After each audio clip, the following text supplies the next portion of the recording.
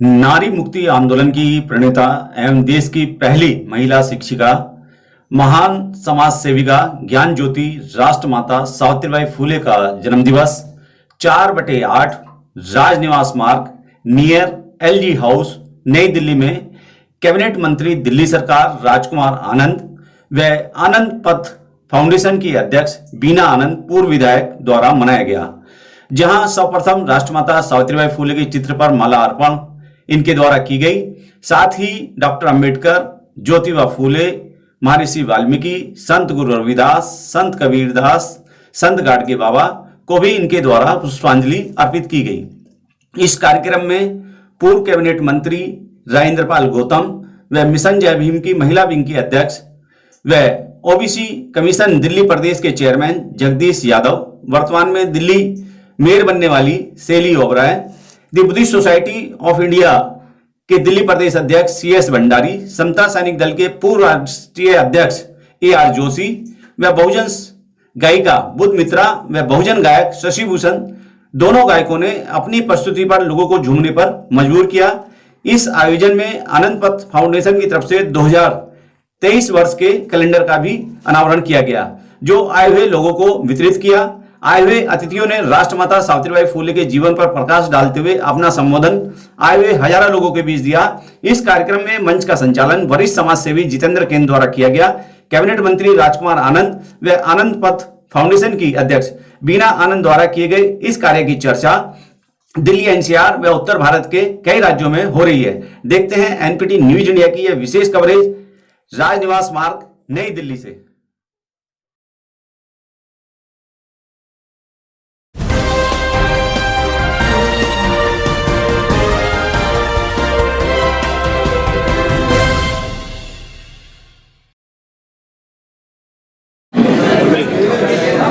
सभी बुजुर्गों को, भाइयों को, बहनों को, माताओं को मेरा जय भीम।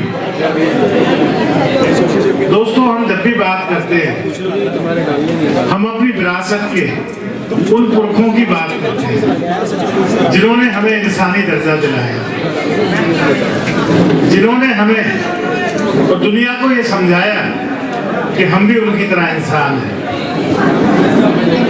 और इस कड़ी में हम याद करते हैं तथागत बुद्ध को, हम याद करते हैं वाल्मीकि जी महाराज को, हम याद करते हैं संत कबीर को, हम याद करते हैं संत रविदास को, हम याद करते हैं ज्योतिबा फूले को। लेकिन मैं आज आपसे सवाल पूछता हूं, क्या इस पूरी कवायद में क्या कोई हमारी पुरखिन भी थी जिन्होंने हमारे मुक्ति के लिए लड़ाई लड़ी, हमारी मुक्ति का दरवाजा खोला, हमें इंसानी दर्जा दिलवाने की कोशिश की? थी एक पुरखिन दोस्तों, थी एक पुरखिन, और आज हम उसी क्रांतिकारी पुरखिन को यहाँ याद कर रहे हैं। आज हम अपनी विरासत की उस क्रांतिकारी पुरखिन को याद कर रहे हैं जो भारत देश की पहली शिक्षिका थी। आज हम अपनी विरासत की उस क्रांतिकारी पुरखिन को याद कर रहे हैं जिनने लड़कियों के लिए, महिलाओं के लिए पहला स्कूल खोला। आज हम उस महान क्रांतिकारी पुरखिन को याद कर रहे हैं जिसने आधी आबादी के लिए, इनको बोलना नीचे कर, आधी आबादी के लिए स्कूल की व्यवस्था की, शिक्षा की व्यवस्था की, और ये जरूरत समझी कि महिलाओं को भी इंसान समझने की जरूरत है। आज हम एक ऐसी क्रांतिकारी महिला को याद कर रहे हैं जिसने तमाम विधवाओं के जीवन को रोशन किया, जिसने तमाम विधवाओं के जीवन को रोशन ही नहीं किया बल्कि उनके उन बच्चों को, उन विधवाओं के उन बच्चों को आश्रय दिया जिनके बाप का आता पता नहीं था। आज हम उस इनकलाबी शख्सियत की बात कर रहे हैं जिसने जीवन भर आडंबरवाद, भेदभाव और जातिवाद के खिलाफ संघर्ष किया। आज हम एक ऐसी ग्रेट पर्सनैलिटी की बात कर रहे हैं जिसने जीवन भर लोगों की सेवा की और मरते दम तक, जीवन की शाम तक, आखिरी सांस तक लोगों की सेवा की। आज हम अपनी विरासत की उस महान पुरखिन, क्रांति ज्योति, ज्ञान ज्योति माता सावित्रीबाई फूले का, माता सावित्रीबाई फूले की जयंती मना रहे हैं। मैं उनको नमन करता हूं और आप सबको जय भीम पेश करता हूं।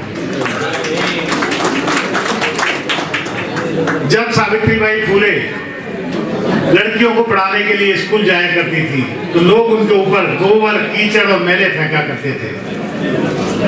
वो चाहती तो इस जुल्म से दंगाकर अपने घर बैठ सकती थी। वो चाहती तो उनके घर में भी बहुत ऐशो आराम की जिंदगी थी, वो अपने घर पे बैठ के ऐशो आराम कर सकती थी। लेकिन मुल्क की आधी आबादी के लिए, मुल्क की आधी आबादी को इंसान बनाने के लिए उन्होंने अपने कदमों को रुकने नहीं दिया, अपने कदमों को थकने नहीं दिया। और अब वो घर से 2 साड़ी लेकर निकलने लगी, घर से 2 साड़ी लेकर निकलने लगी। रास्ते में जब लोग उनके ऊपर गोबर और कीचड़ फेंका करते थे, स्कूल जाके वो दूसरी साड़ी बदलती और बिना रुके, बिना थके पढ़ाने का काम करने में जुट जाएगा।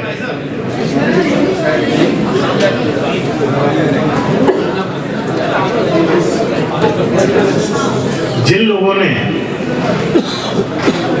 माता सावित्रीबाई फूले के ऊपर गोबर और कीचड़ और मैले फेंके तो उसी गोबर, कीचड़ और मैले में दबकर रह गए। उनका आज कोई नाम लेने वाला पैदा नहीं है। लेकिन माता सावित्रीबाई फूले क्रांति ज्योति के रूप में आज भी पूरी दुनिया में अपनी दमक बिखेर रही है और आज भी उनकी रोशनी में खड़े होकर हम उनका जन्मदिन, उनकी जयंती मना रहे हैं।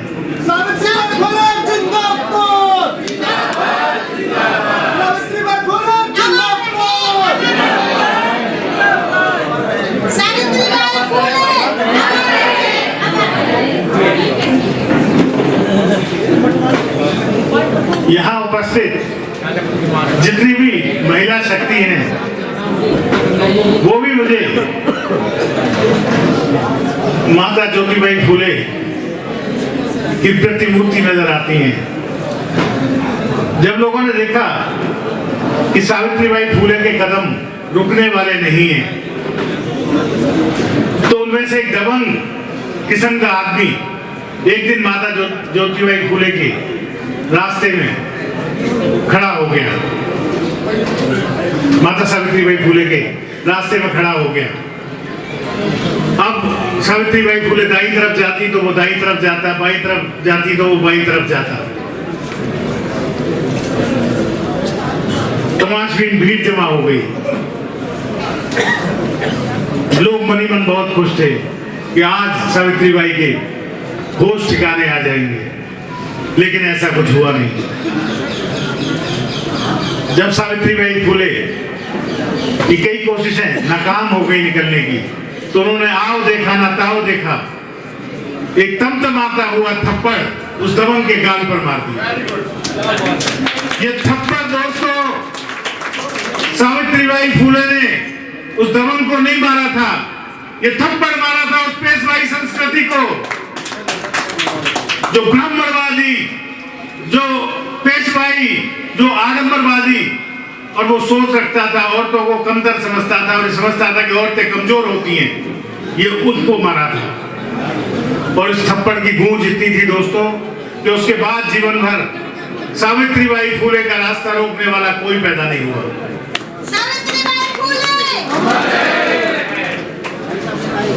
यहाँ जितनी भी नारी शक्ति बैठी हुई है, मैं उनसे भी यही गुजारिश करूंगा कि आपके रास्ते में भी अगर कोई दबंग आपका रास्ता रोकने की कोशिश करे तो वैसे ही जवाब दीजिएगा जैसे माता सावित्रीबाई फूले ने उस दबंग को जवाब दिया।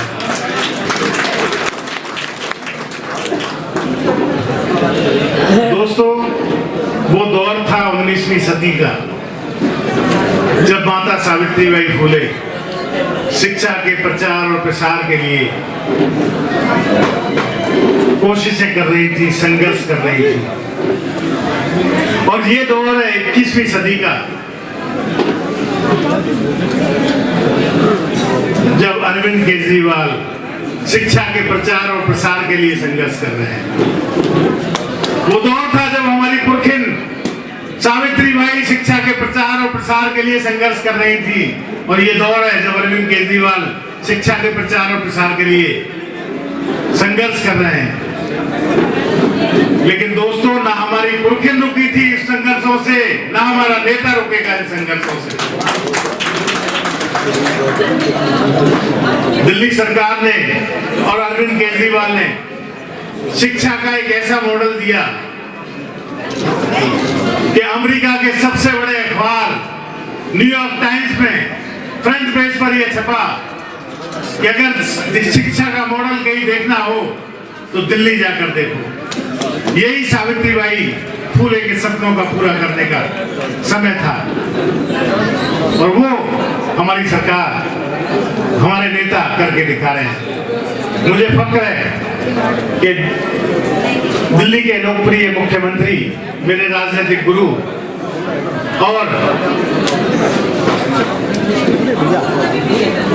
आम आदमी पार्टी के राष्ट्रीय संयोजक श्री अरविंद केजरीवाल जी ने मुझे बदलाव की इस राजनीति में, शिक्षा के इस मॉडल में, दिल्ली के इस मॉडल में एक छोटे से अदरे से सिपाही का रोल दिया है।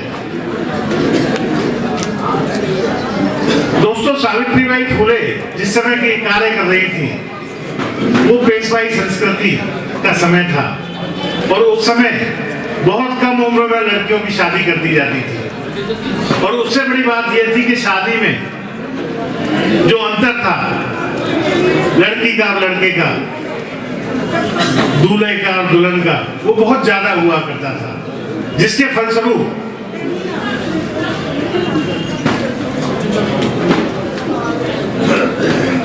लड़कियां कम उम्र में विधवा हो जाया करती थी, और जब वो विधवा हो जाती थी तो उनकी हालत बहुत खराब हो जाती, समाज उनको बहुत बुरा बर्ताव किया करता था। लोग उनको बहुत बुरा, मैं यहाँ कहना नहीं चाहूंगा कि हवस का शिकार बनाया करते थे, और वो विधवाएं गर्भवती हो जाया करती थी। समाज उनको दो विकल्प देता था कि या तो आप आत्महत्या कर लीजिए या फिर तबायत बन जाइए। माता सावित्रीबाई फुले ने समाज के दोनों विकल्पों को खारिज करके पेशवाई संस्कृति को डंके की चोट पर जगह जगह जाकर, घर घर जाकर इश्तिहार लगवाए कि जिस विधवा का कोई नहीं है उसके लिए सावित्रीबाई फुले खड़ी है। सावित्रीबाई फुले के अनाथालय, सावित्रीबाई फुले के हॉस्टल्स उन विधवाओं के लिए खुले हैं।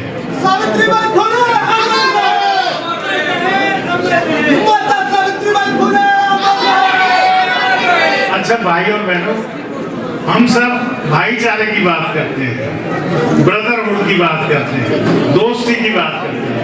कभी हम बहनापे की बात करते हैं, कभी हम सिस्टरहुड की बात करते हैं? नहीं करते। आज हम एक बहनापे की, एक सिस्टरहुड की, एक दोस्ती की बात करेंगे। हुआ यूं कि जब सावित्रीबाई फुले घर से निकलती थी स्कूल पढ़ाने के लिए तो समाज ने इसका विरोध किया, और जो सावित्रीबाई फुले के ससुर थे उन पर तमाम दबाव बनाया गया कि हम आपका हुक्का पानी बंद कर देंगे, हम आपको समाज से बाहर निकाल देंगे। सावित्रीबाई फुले के ससुर ने ज्योतिबा फुले और सावित्रीबाई फुले को अपने घर से निकाल दिया।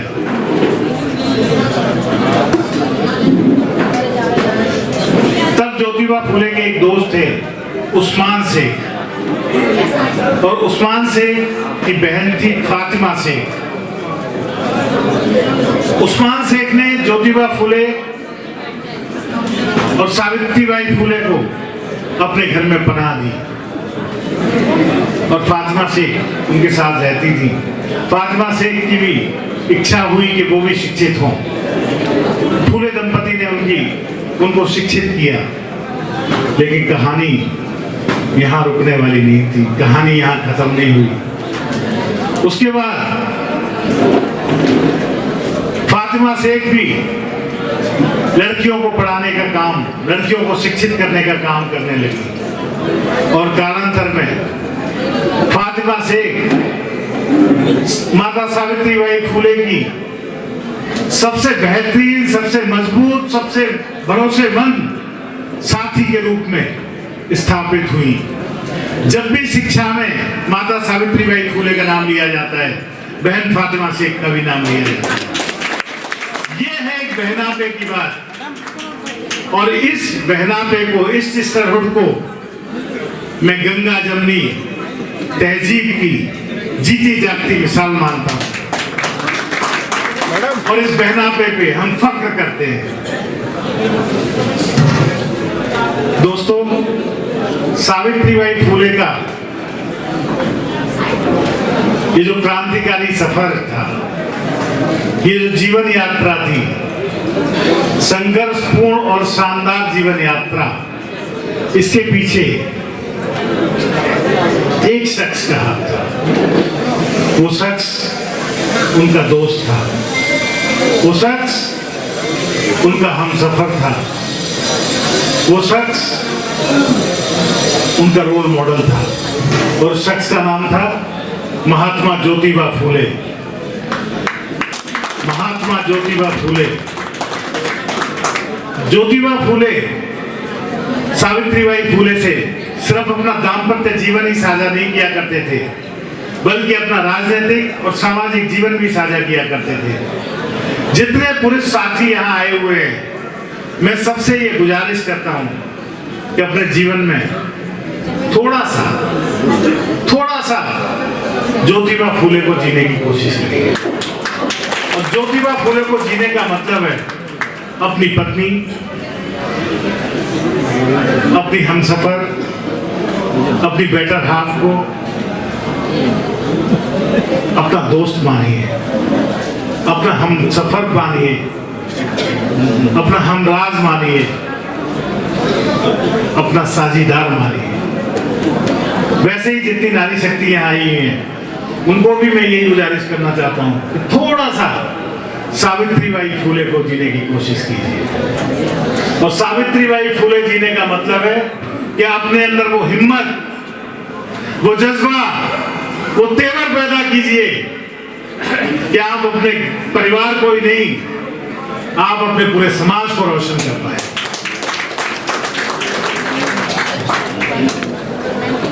और एक बात और मैं कहना चाहूंगा कि मुझे सावित्रीबाई फूले की अकेले की तस्वीर पसंद है, और ना मुझे ज्योतिबा फूले की अकेले की तस्वीर पसंद है। मुझे वो तस्वीर पसंद है जिसमें दोनों एक साथ खड़े हों, क्योंकि ज्योतिबा फूले और सावित्रीबाई फूले भारतीय इतिहास का सबसे खूबसूरत और सबसे आदर्श कपल है। सबसे खूबसूरत और सबसे आदर्श कपल है, इससे हमें सीख लेनी चाहिए। और अंत में, अगर हम सब भारत के लोग अपने जीवन में थोड़ा सा ज्योतिबा फूले अपने भीतर ले आए,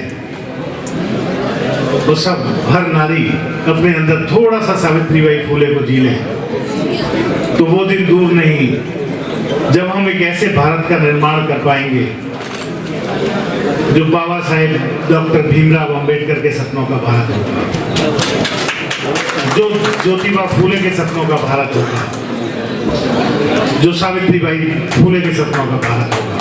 बहुत बहुत धन्यवाद। क्रांति ज्योति सावित्रीबाई फूले, क्रांति ज्योति सावित्रीबाई फूले, क्रांति ज्योति सावित्रीबाई फूले। Thank you. जय भीम, जय भारत, जय संविधान।